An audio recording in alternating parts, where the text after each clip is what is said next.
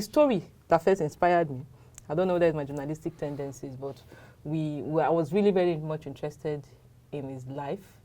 Then getting to know him more, I found out other things. Like I found out that he has a good voice. I found out he had, those kind of. I think it's his life story that more or less inspired me first. That's why I got so involved. Even when we got married, I got so involved in his life also. So I think that was basically what inspired me. Because that question is one of the most difficult questions I find to answer most times, because there are a lot of factors. But at that point, it was the fact that he didn't settle for mediocrity. So that was what inspired me then. And how did the rest of your family take it? I know you mentioned that your mom did not even send the visual impairment in as much as she sent if he was going to church. Yeah. But there's a bigger family. So, and you were young, you were 22. Yes. So, like, in all the men in the world. Like, why the hurry? Why him? So, I was like, God has prepared the situation I had before I was born. So, it was very easy. For my own case, I'm the only child of my mom.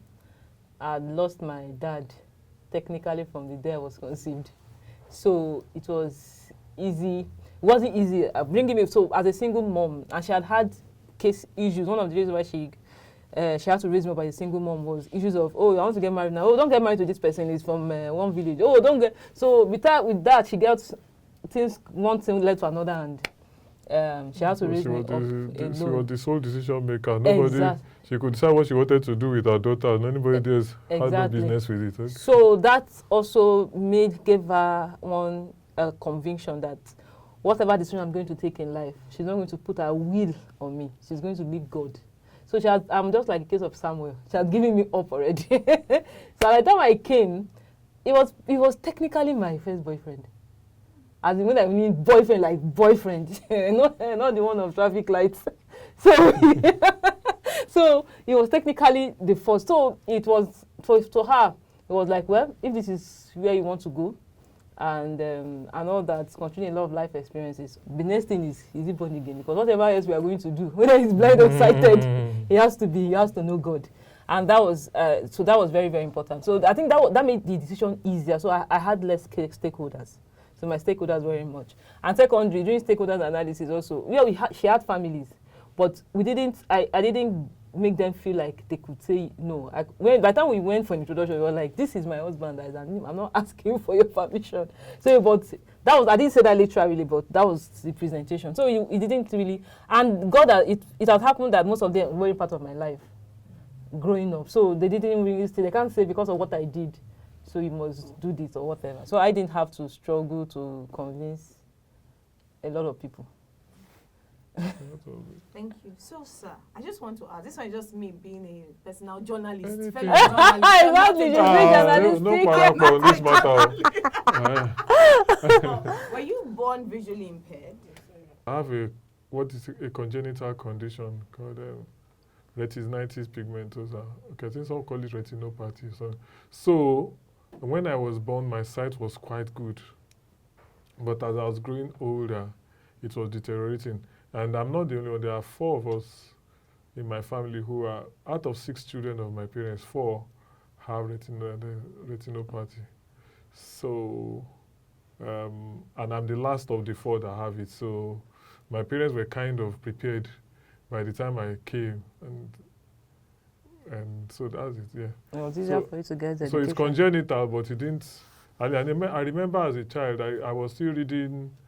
In those days, we had all these Bello Atibintu, Femi, and Kemi, all those kind of books. I used to, and it's only the Bible that I didn't succeed in reading. That one was too small. But all those school textbooks, I was still able to read them for some years. Wow. So how did you learn all the things you can do?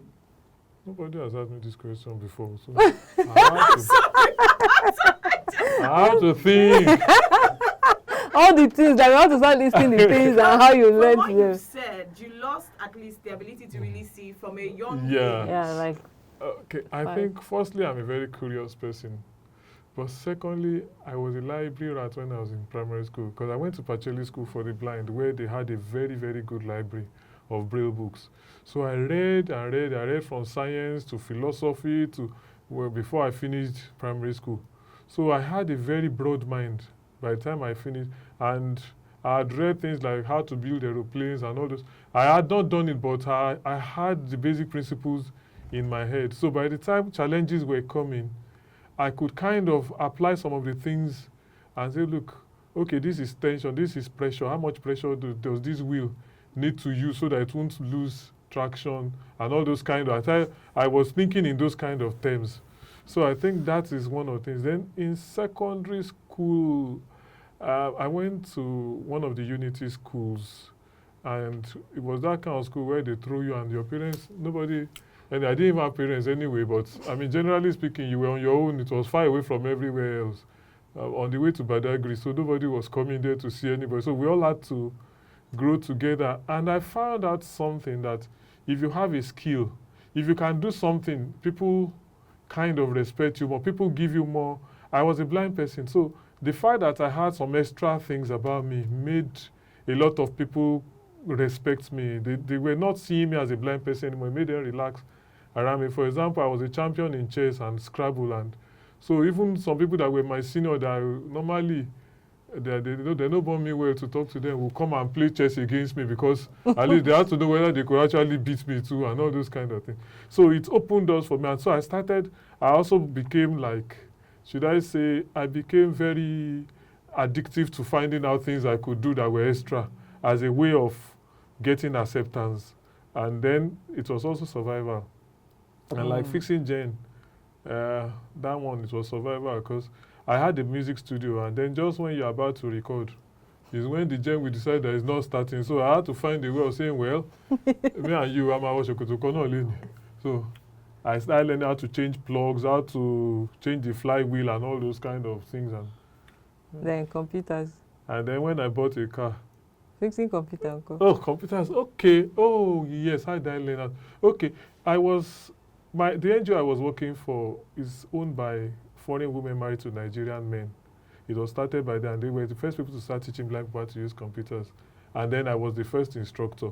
So I had to learn on the job. I had to listen to a lot of tips and all that. And then we had a Braille press. We're producing Braille books at subsidized prices for students in secondary schools. We were the first organization to start doing that in Nigeria. And then the machines were always breaking down. And it was days of Windows 95, Windows 98, and the computer would just crash and all that. And before the engineers would come, maybe 3 or 4 days of lost working time. So I decided that I think it's possible.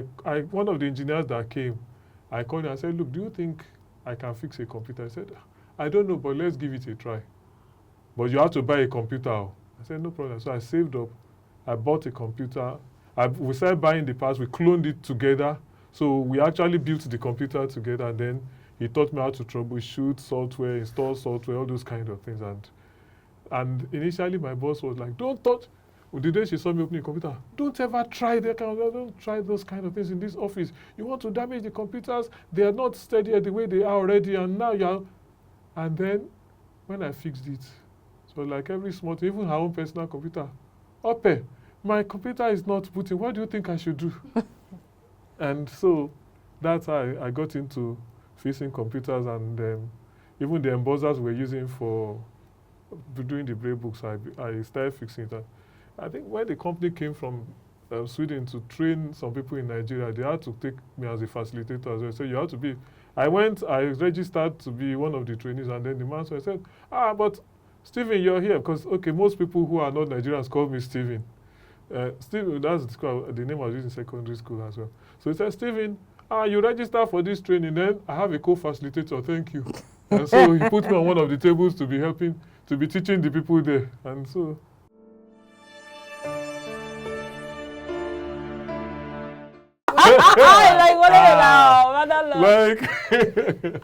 Well, it wasn't unusual to see me inside the bonnet. That's it. The car was becoming very troublesome. Like, well. When the car just started the zone, I said, well, you've come to the right place. So we had to learn how to work with each other.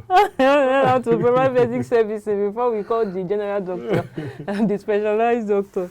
But I think generally he has gifted hands. He is very, very, very handy.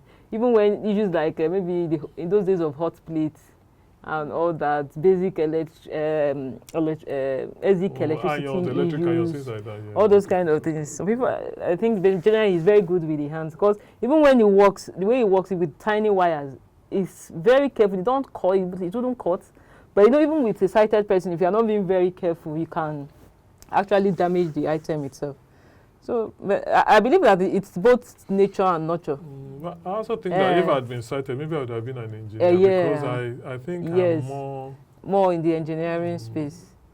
Or if you are being in an environment that's encouraging, that's encouraging in the sciences. maybe. And that's why we are losing a lot of persons in the sciences right now in Nigeria, because every blind person, everybody who is visually impaired, even low vision, they just push you You're onto wearing arts, your advocacy cap humanitarian.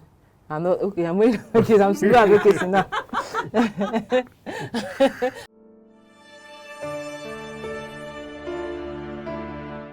We run an assistive technology company that is Access Tech Innovation. So what we do is we market and distribute assistive technology products in Nigeria for a lot of companies in the US and Asia. And we also do trainings. We train blind persons on the use of computer. No, as we said earlier, he designed the curriculum then. So over 20 years, he left the company. Then I set up on when I left in 2007, I set up as a consultant. So one of the reasons why he set up was because a lot of blind people were not getting employed in the bank, but they couldn't use specialized software like even PowerPoint or Excel or the advanced my office wasn't Excel. willing to expand the curriculum, so I said that was why he had to leave, and we started offering those services to the few blind persons who were working in the bank.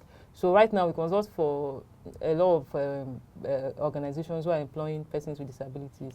We do accessibility auditing, like we just finished for telecoms, but they are trying to employ persons with disabilities now, so they do a lot of auditing. We show that their premises are accessible, and their equipment and the processes. Apart from ramps, even looking at the policy auditing. I also do then the computer training comes in handy in terms of ensuring that the skills that are needed, because before now a lot of times blind persons are learning A and the industry demands Z.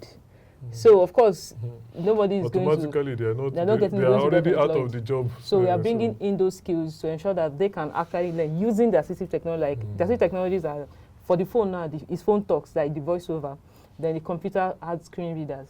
Then we also have braille display devices you can connect to the computer that you can use. Instead of reading the computer with your eyes, you can read it in braille and control the computer using the braille display device. Yeah. We have a few blind persons now he has trained a few blind persons who also fix computers now for a living. Yeah.